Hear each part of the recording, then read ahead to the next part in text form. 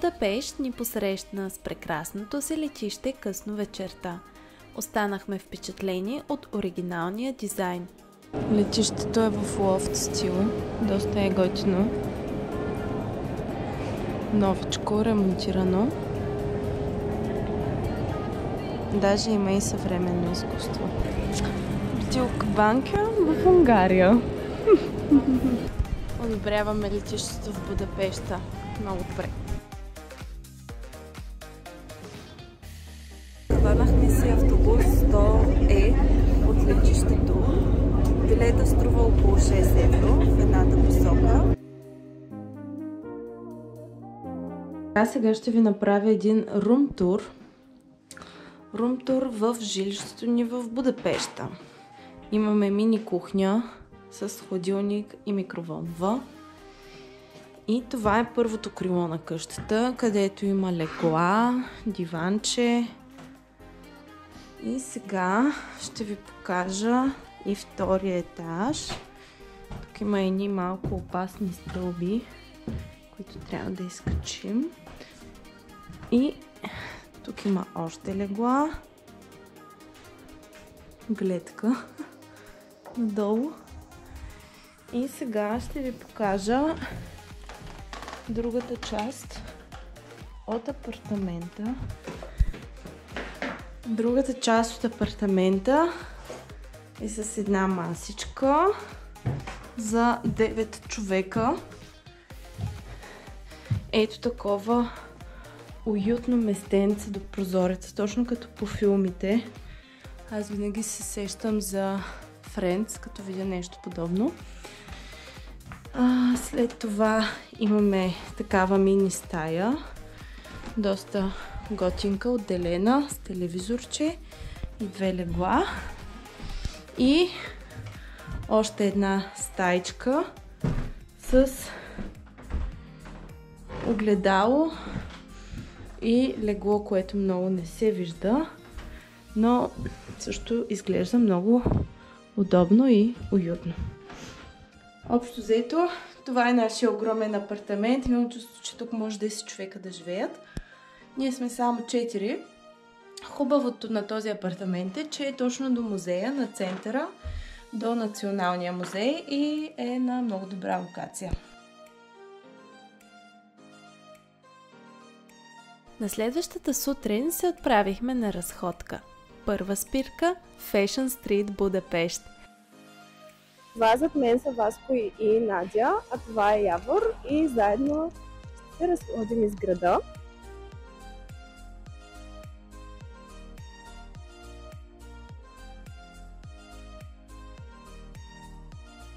И така, пристигнахме на Fashion Street, Будапеща. Your lifestyle.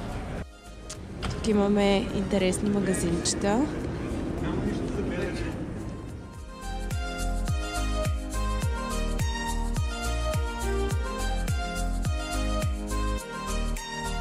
Улицата е създадена през началото на 21 век, но много от сградите тук датират от 19 век. Интересно е, че фасадите на тези сгради са внимателно реставрирани, за да запазят историческия си вид.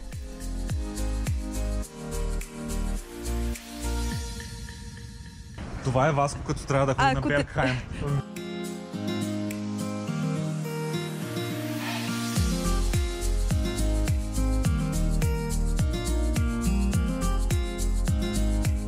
И така вече сме в Center City District. Така се казва, най-вероятно да. И се наслаждаваме на една уникална гледка сред дворци, катедрали, мостове, Дунава. Просто наистина е много красиво. Не сме спряли да снимаме. На всяка една крачка има просто нещо, което е уникално красиво. Така че гледайте този влог, за да видите всички красиви неща в Будапеща. Будапеща има дълга история, започваща от римско време, когато е основана като Аквинум. През 9 век става част от Унгария, през 16 е завладяна от Османската империя, а след освобождението й през 1686 тя влиза в състава на Австрийската империя.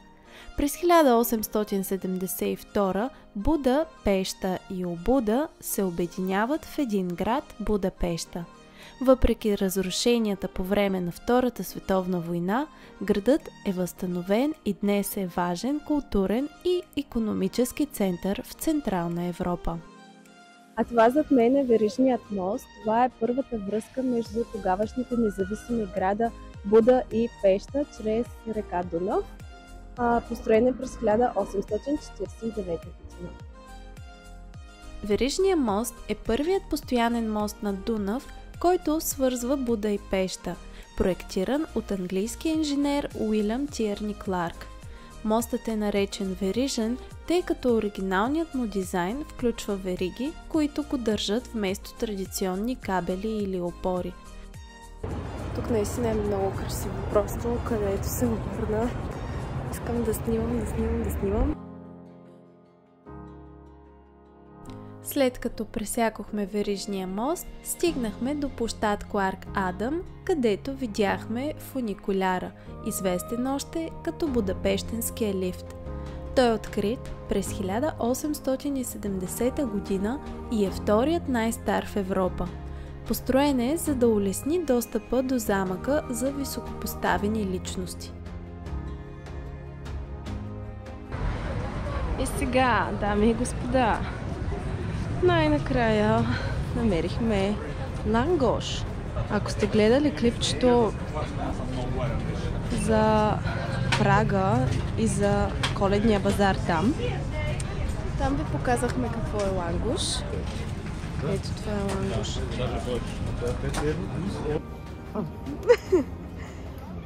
И сега трябва да кажеш в сравнение с пражкия лангош, кой е по-вкусен, унгарския или пражкия? Май са да се им. Еднакви? Няма особена разлика. По-вкусно ли е от българските микици? Ами, ако имаше българско сирене, Щеш да е... Аха, добре. Ами, каква оценка давате? 5. От 10 или от 5?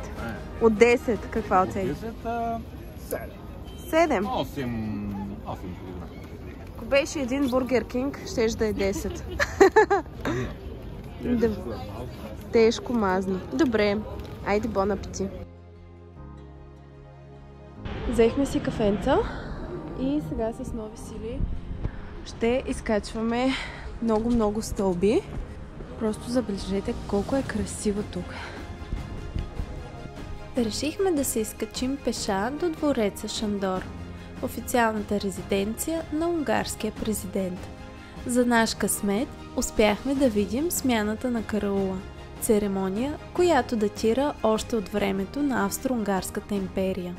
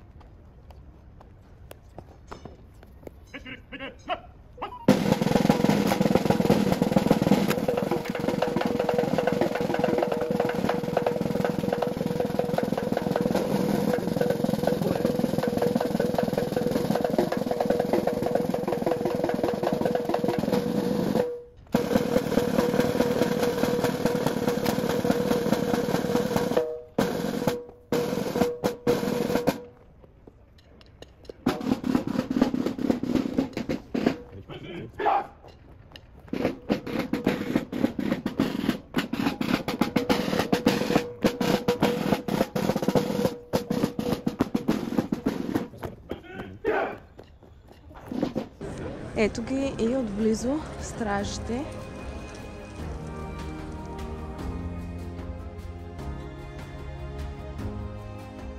Продължихме към замъка Буда, част от световното наследство на ЮНЕСКО.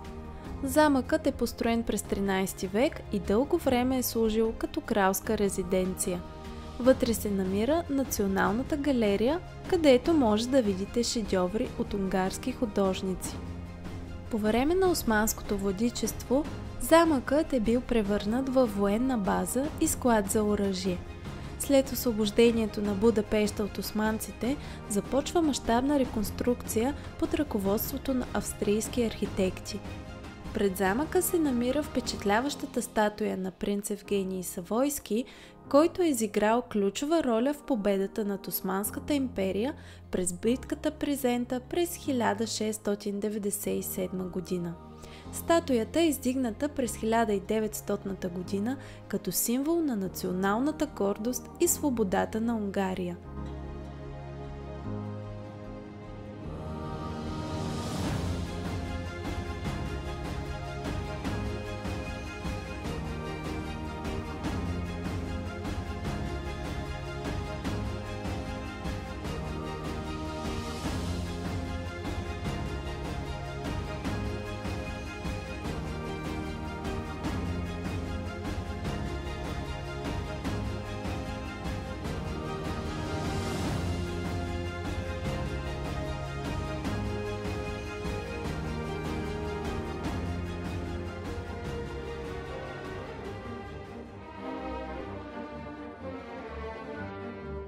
Разхождайки се по историческия хълм, пред нас се откри невероятна гледка към статуята на Света Тройца, издигната през 18 век като благодарност за края на епидемията от чума.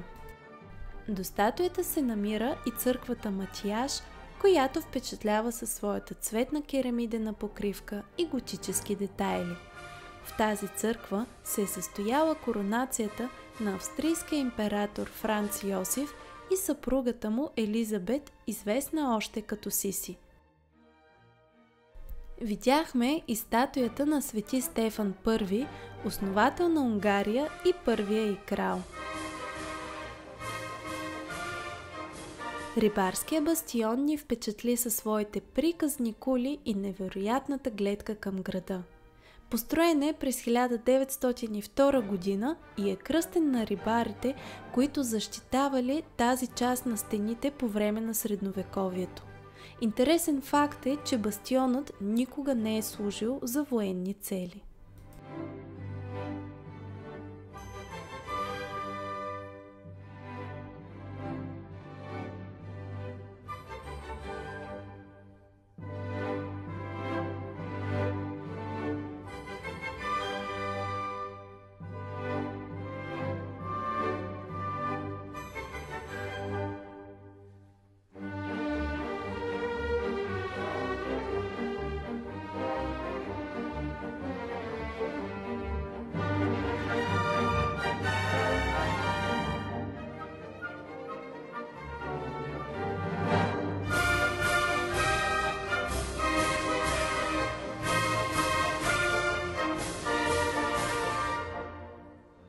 Разходихме се и до кулата Буда, която представлява историческа останка от средновековния замък, разрушен по време на обсадите през вековете. Интересно е, че кулата дълго време е била запазена като наблюдателница и символ на старите защитни укрепления. Пред кулата се намира скулптура на коронационната мантия. Сложната, но ясно подредена композиция на мантията, оцеляла, забележете, от първия век на унгарското християнство, показва гъвкавост и богати детайли. На нея се появяват повече от 80 фигури и сцени, които са изобразени, групирани в геометрична подредба. Горните надписи на латински са сред най-ранните реликви на латинската литература в Унгария.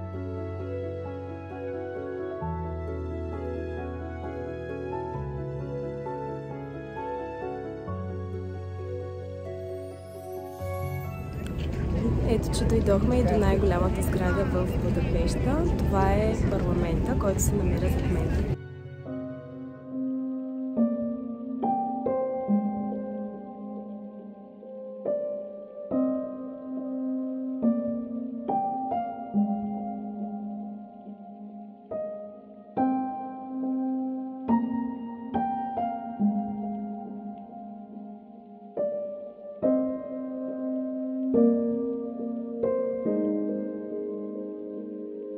По По залез слънце решихме да се отправим към унгарския парламент, който се намира на отсрещният бряг.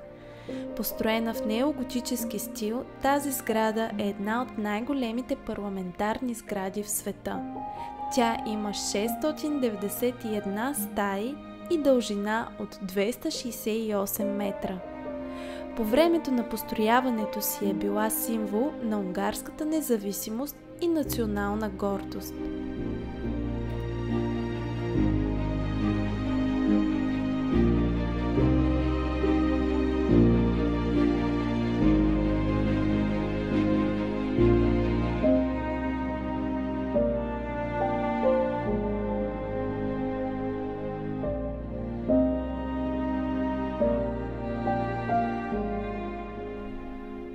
За края на деня посетихме и Дунавските обувки. Това е мемориал, посветен на жертвите на Втората световна война.